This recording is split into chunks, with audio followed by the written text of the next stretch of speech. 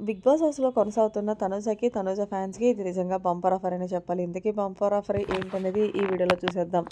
ఈరోజు వీకెండ్ కావడంతో big boss stage మీదకి వచ్చిన నాగార్జున గారు హౌస్‌లో ఉన్న కంటెస్టెంట్స్‌తో మాట్లాడుతూ దివ్యనైతే లేపారు. ముందుగా దివ్య నువ్వు కెప్టెన్ అయినందుకు కంగ్రాచులేషన్స్ అంటూ తెలియజేశారు.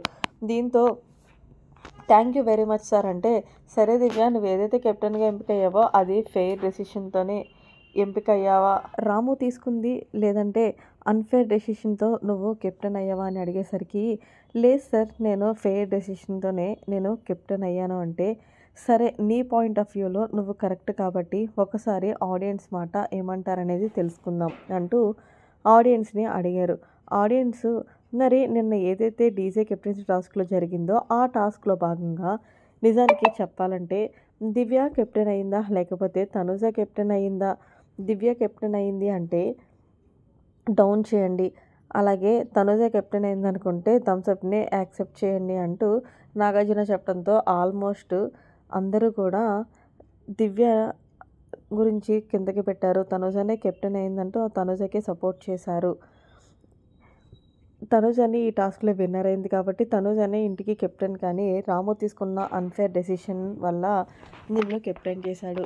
సో అందుకే నేను తీసుకున్న నిర్ణయం ప్రకారం ఏంటంటే 8వ వారం ఏదైతే డీజే కెప్టెన్సీ టాస్క్ జరిగిందో ఆ టాస్క్‌లో భాగంగా నువ్వు కెప్టెన్ అయ్యావో దాన్ని నేను రద్దు చేస్తున్నానంటూ, సో కెప్టెన్ బ్యాడ్జ్‌ని తీసుకెళ్ళి స్టోర్ రూమ్‌లో పెట్టేసేయి అంటూ నాగార్జున గారు చెప్పడంతో ఒక్కసారిగా బిక్కమొఖం పెట్టింది దివ్య.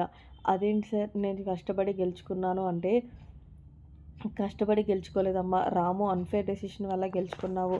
సో ఫైనల్ డెసిషన్ నువ్వు అక్కడ పెట్టేసి వచ్చేయి అంటే, మరో మాట మాట్లాడకుండా దివ్య స్టోర్ రూమ్‌లో తన బ్యాడ్జ్‌ని పెట్టేసి బయటకొచ్చిందని తెలిసింది.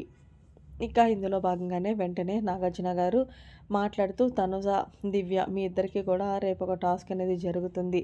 సో ఫైనల్‌గా ఆ టాస్క్‌లో ఎవరైతే విన్నర్ అవుతారో వాళ్ళే బిగ్ బాస్ సీజన్ 9లో 8వ వారం కెప్టెన్ అవుతారంటూ హోస్ట్ నాగార్జున గారు డిక్లేర్ చేశారు.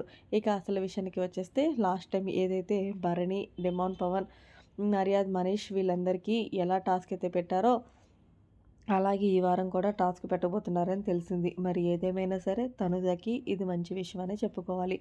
మరి మొత్తానికి వీకెండ్ వచ్చిన నాగార్జున గారు మాట్లాడిన దానిపై మీరేమనుకుంటున్నారనేది కామెంట్ సెక్షన్‌లో తెలియజేయండి. మరిన్ని లేటెస్ట్ అప్డేట్స్ కోసం మన ఛానల్ సబ్స్క్రైబ్ చేసుకోండి. Thanks for watching. By by. Have a nice day.